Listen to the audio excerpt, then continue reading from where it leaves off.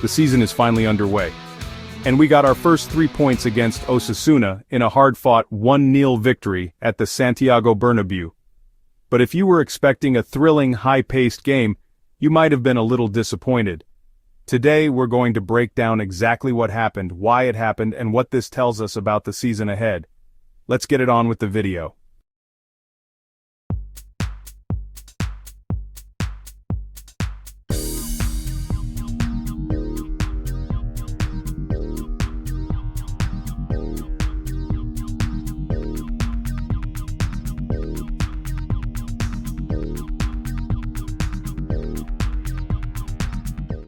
The team's calendar was tough this year. After the Club World Cup and their reglementary 3-week vacation, the players barely had 2 weeks to prepare for the new season, while most teams were getting into the groove for a month. This clearly showed in the game's tempo. Osasuna knew this, and came with a clear strategy, to build a defensive wall. They played in a very deep 5-4-1 formation, which left our players with no space to operate. Madrid played a clear 4-3-3 with Courtois as goalkeeper, Militao and Huijsen as central defenders, Trent Alexander-Arnold as right wing-back and Álvaro Carreras as left wing-back. Tchouaméni and Valverde were in the midfield first line with Arda Güler serving as conductor, and the attack was Vini Jr. on the left, Brahim Diaz on the right and Mbappé as central attacker. One of the most noticeable tactical points was how high our defensive line was. Both Militao and Huijsen were constantly seen on the center line, a clear sign of how Xabi wants the team to operate. The first half was a tough slog and ended 0-0. We struggled to create clear chances, and our first shots on goal actually came from our own fullbacks. Huijsen and Carreras tried to break Osasuna's tight lock. But in the second half, things opened up slightly, and that gave Mbappé the little bit of space he needed. With a classic individual run, he was tackled in the box and earned a penalty. He stepped up and calmly scored the only goal of the match in the 51st minute. As the second half wore on, you could see the team losing steam. We are not yet in regular season shape, which is completely understandable, and this allowed Xabi to make some interesting substitutions. The biggest moment came when Dani Carvajal entered the field, replacing Trent Alexander-Arnold. The ovation from the Bernabéu crowd was more than deserved for our 6-time Champions League winner, returning after a triple knee injury 11 months ago. What a hero. Another one who had a memorable night was Franco Mastantuono.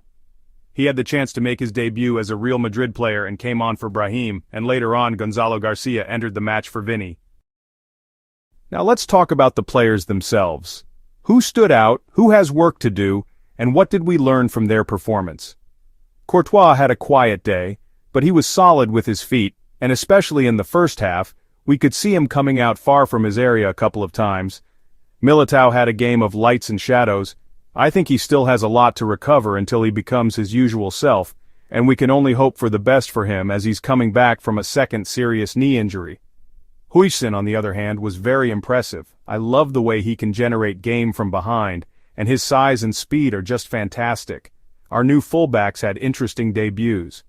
Trent is still finding his place but showed flashes of his talent. I believe his tandem with Carvajal will be very important this season. Álvaro Carreras was great, solid in defense and effective in attack. I'm very excited about him. In the midfield, Tchouaméni was a rock. He was very solid, helping the fullbacks and even getting into the attack.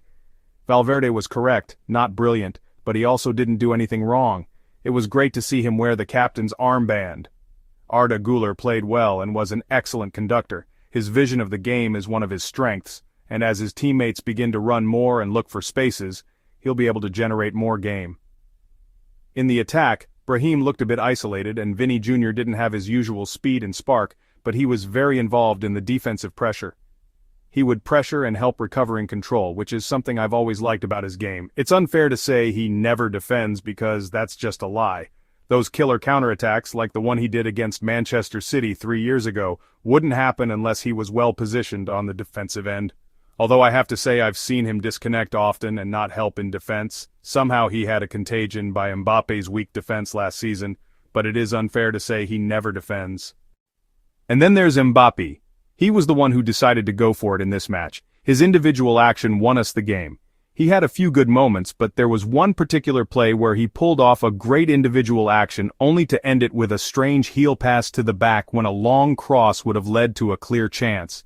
This makes me wonder about his development. In my opinion, he is an extremely talented player, but he spent too long in the French League, a championship that doesn't put you in the fire like La Liga or the English Premier League, just to name two. At 26, I'm hopeful that he will reach his full potential here with Real Madrid, but we'll talk more about him in a future video, for sure. Finally, a quick word on the subs. Carvajal looked very good and is on his way back. Mastantuono showed interesting glimpses of his talent and seems to have the coach's trust. Dani Ceballos was correct and could be an important piece if he stays healthy, and our golden boy Gonzalo Garcia played a few brave minutes. At one point, he received a head bump from Osasuna's Bretons when they were far from the ball, which cost the Osasuna man a red card. The foul may not have been as rough as it seemed, but I assure you that the same foul earlier in the game wouldn't have even been judged. The refereeing overall was mediocre, with a few non-sanctioned fouls seen, especially a stomp suffered by Vinny. But thankfully the penalty was too obvious to be ignored. You can't trust these guys. Keep your eyes open. I'm sure these guys will give us a few sour surprises down the road. But a win is a win, and we'll take it. It was a fair result considering the lack of preparation, and a good, well-managed performance by Xabi Alonso, who kept the desired order and game lecture during the whole match. A lot of work remains to be done, but the first step has been taken. Now, the goal is to secure 3 victories in these first 3 matches before the FIFA break, ahead of the national teams matches. Now I want to know from you. Let me know in the comments what you think of the match. Who was our best player in this match? Hit that like button, subscribe to the channel, and speak your mind in the comments below. I'll leave it here for now. See you in the next video, and Ala Madrid!